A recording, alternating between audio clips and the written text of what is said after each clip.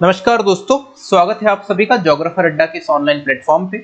और जैसा कि आपको पता ही है कि हम आज से ओशियनोग्राफी की जो सीरीज है वो स्टार्ट कर रहे हैं और यूजीसी नेट एग्जाम के लिए पूरी की पूरी ओशियनोग्राफी को हम कवर करेंगे और इतने डीप में कवर करेंगे दोस्तों कि इससे कोई भी क्वेश्चन हमारा छूटना नहीं चाहिए, क्योंकि काफी छोटी यूनिट है और काफी प्रेडिक्टेबल चीजें यहाँ से आती है, बट कुछ फैक्चुअल चीजें होती है, कुछ डीप चीजें होती है, तो हम उस सारी चीजों को कवर करेंगे और एक बहुत अच्छा कंटेंट मैं आपको प्रोवाइड कराने की कोशिश करूंगा, जिसमें पीवाईक्यू भी होंगे, जिसमें आपकी नोट्स भी होगी और लेक्चर भी होंगे, मतलब क्लासेस भी होगी। और क्लासेस में जो सारी की सारी थ्योरी है हम उसको बहुत अच्छे से कवर करेंगे और फैक्ट को कैसे याद करना है उसका भी थोड़ा तरीका सीखेंगे। तो चलिए अभी हम इस वीडियो को स्टार्ट करते हैं, बट इससे पहले आप हमारे चैनल पे अगर नए हैं तो चैनल को क्या कर लीजिए, आप सब्सक्राइब कर लीजिए, ताकि आपकी यूजीसी नेट जेआरएफ की जर्नी में हम आपकी क्या कर सके, हेल्प कर सके और आप इसका फायदा उठा सके। चलिए देखते हैं कि आज के इस क्लास में हम क्या क्या पढ़ने वाले हैं।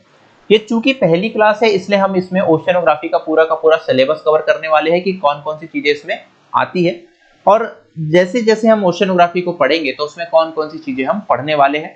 अगर आप एकदम फ्रेशर है तो हो सकता है आपको सिलेबस ना पता हो, पर वैसे भी जो यूजीसी नेट सिलेबस देता है ना दोस्तों, वो काफी छोटा होता है, उसमें बहुत सारे हिडन टॉपिक होते हैं, सारे टॉपिक आपको एक बार में समझ में नहीं आते हैं। तो इसलिए आज हम पूरा का पूरा सिलेबस को देखेंगे कि सिलेबस में कौन कौन सी चीजें हैं। उसके अलावा मैंने कुछ पीवाईक्यू भी ऐड किए हैं लेटेस्ट वाले, इसी ईयर के, इसी सेशन के, ताकि आपको समझ में आ सके कि क्वेश्चंस किस प्रकार से पूछे जाते हैं। तो चलिए और अपने जो सिलेबस है उसको स्टार्ट करते हैं। सिलेबस स्टार्ट करने से पहले मैं बता दूं कि हम कुछ क्लासेस ओशियनोग्राफी में बेसिक की लेंगे दोस्तों। इस बेसिक की क्लास में हम क्या क्या समझेंगे, बेसिक क्लास में हम कुछ ऐसी चीजें समझेंगे जो बहुत बेसिक होती है, लाइक ओशियन क्या होते हैं, सी क्या होता है ना, बे क्या होती है, उसके अलावा आपने एक वर्ड सुना होगा क्रिक क्या होती है, ये सारी चीजें हम पढ़ने वाले हैं।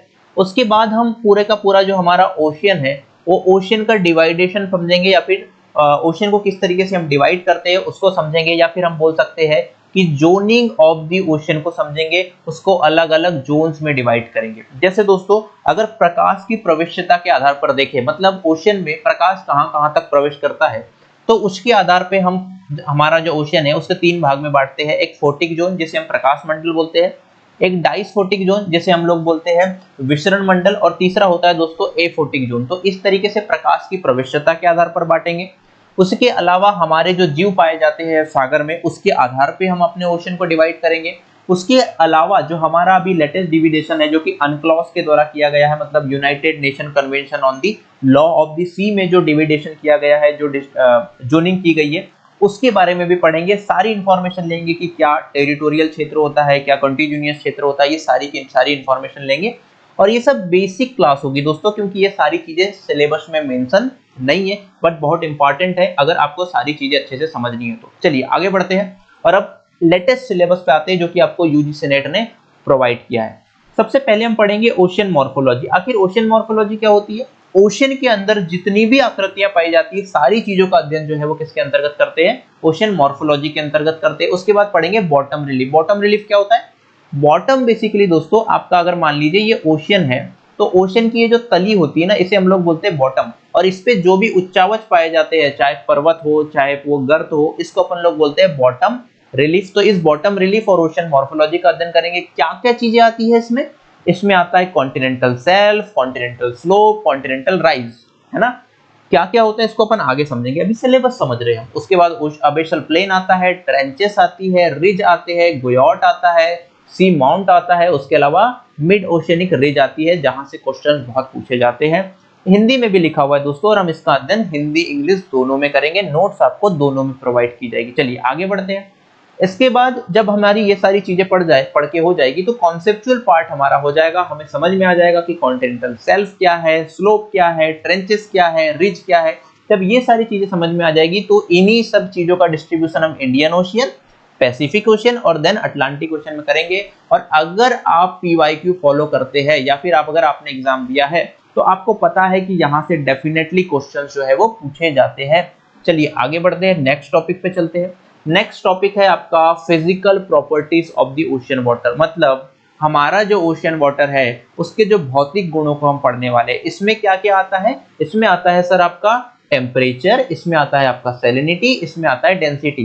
टेम्परेचर मतलब तापमान, तो तापमान में हम सारी चीजें पढ़ेंगे कि ओशन कैसे गर्म होता है, कौन कौन से फैक्टर गर्म करते हैं, कौन कौन से फैक्टर उसे प्रभावित करते हैं, और उसके बाद उसका डिस्ट्रीब्यूशन समझेंगे, और डिस्ट्रीब्यूशन भी हॉरिजॉन्टल और वर्टिकल दोनों प्रकार से हम समझने वाले हैं, ठीक है।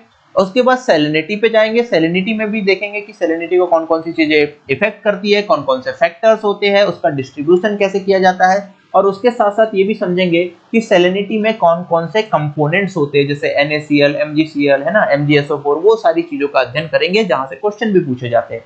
उसके बाद डेंसिटी का अध्ययन करेंगे, और डेंसिटी के अध्ययन के साथ इसका रिलेशन, मतलब इसका संबंध देखेंगे टेम्परेचर और सैलिनिटी के साथ। इसके अलावा हेलोक्लाइन, पिक्नोक्लाइन, ये सारी चीजें पढ़ेंगे जो कि डिस्ट्रीब्यूशन से ही आपकी संबंधित है, जो कि हिंदी में भी पढ़ेंगे हम, तापमान, लवणता और घनत्व। उसके बाद दोस्तों हम लोग पढ़ेंगे मरीन सेडिमेंट्स एंड डिपॉजिट्स। ये क्या होता है? जब नदियां फ्लो करती है दोस्तों, तो वो इरोजन करती है, अपरदन करती है, और नदियां अपना जो पदार्थ है वो कहां पर छोड़ती है? ओशन में छोड़ देती है। तो इस ओशन में कुछ डिपॉजिट्स पाए जाते हैं। वो जो पदार्थ होता है उसको अपन लोग ओशन डिपॉजिट्स बोलते हैं, है ना, जो कि नदियों के द्वारा क्या किए जाते हैं? ओशन में लाए जाते हैं। उसके अलावा वहां पे जो मृत जीव होते हैं उससे कुछ डिपॉजिट्स हमें प्राप्त होते हैं, कुछ सेडिमेंट्स प्राप्त होते हैं, उसका हम अध्ययन करने वाले हैं यहाँ पे, जो कि आपका हो सकता है टेरिजीनियस, बायोजीनियस, है ना, हाइड्रोजीनियस या कॉस्मोजीनियस, इन सब का अध्ययन करेंगे। कौन सा कैलकेरियस है, कौन सा सिलिकस है, बहुत अच्छे से इसको पढ़ेंगे। ये थोड़ा फैक्चुअल टॉपिक है तो इसको फैक्चुअल तरीके से समझेंगे और कोशिश करेंगे कि सारी चीजें हम अच्छे से याद कर सके। नेक्स्ट टॉपिक पे चलते हैं। नेक्स्ट टॉपिक जो है आपका दोस्तों ये है सुनामी।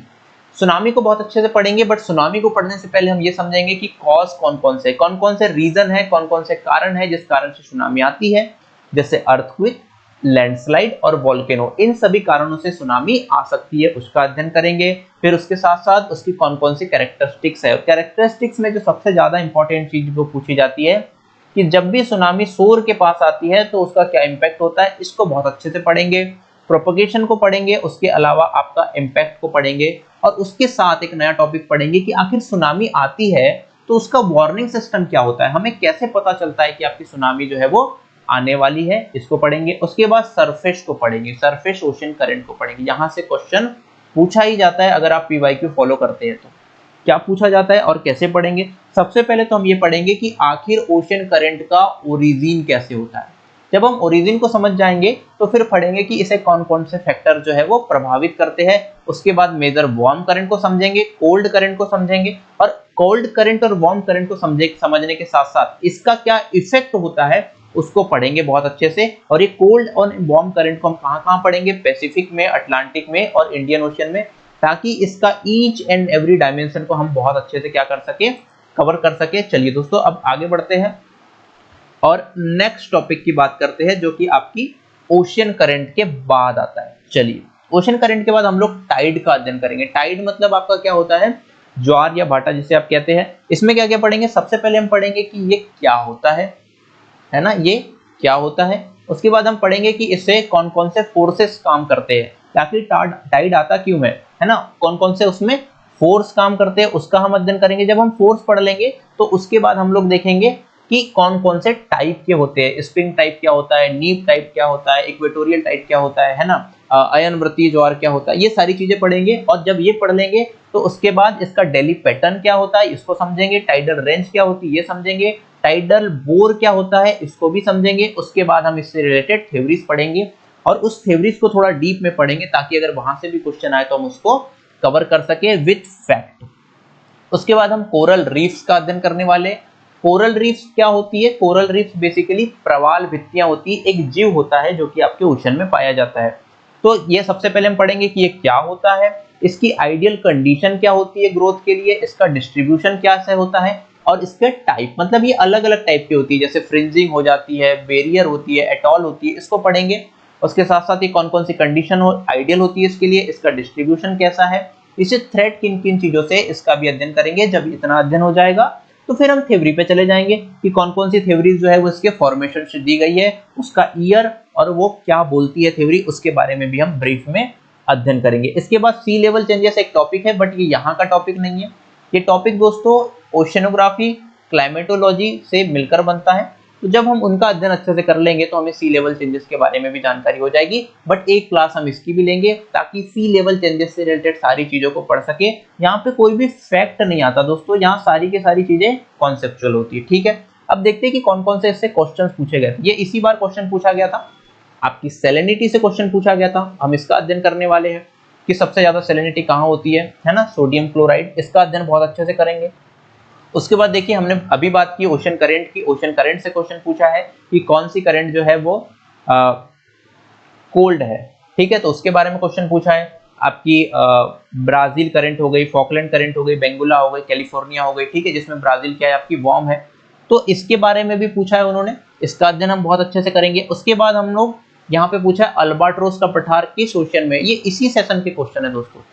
और ये है आपका अल्बाट्रोस का पठार क्या है, एक रिज है ना, एक क्या है, रिज है। तो हमने अभी अभी पढ़ा कि रिज हो गया, जितने भी ट्रेंचेस हो गए, ये सारी चीजों का हम अध्ययन करने वाले हैं। हालांकि ये पैसिफिक ओशन में पाया जाता है, बट ये सारी चीजें हम बाद में पढ़ने वाले हैं। तो हमने यहाँ पे सिलेबस डिस्कस किया, हमने क्वेश्चंस डिस्कस किए, और आने वाली क्लास में हम इसकी क्लासेस डे बाय डे में लाता रहूंगा। अभी के लिए आप हमारे चैनल को सब्सक्राइब कर लीजिए और वीडियो को लाइक कीजिए, और सब्सक्राइब इसलिए करके रख लीजिए और नोटिफिकेशन ऑन रख लीजिए ताकि जब मैं नेक्स्ट वीडियो अपलोड करूं तो आपको नोटिफिकेशन मिल जाए और आपको पता चल जाए कि हाँ वीडियो आ चुका है। और ओशियनोग्राफी को पूरा A to Z कवर करेंगे हम। इसके PYQ से लेकर क्वेश्चन से लेकर नोट्स तक की आपको टेंशन नहीं लेनी है। और मिलते हैं आपसे नेक्स्ट वीडियो में।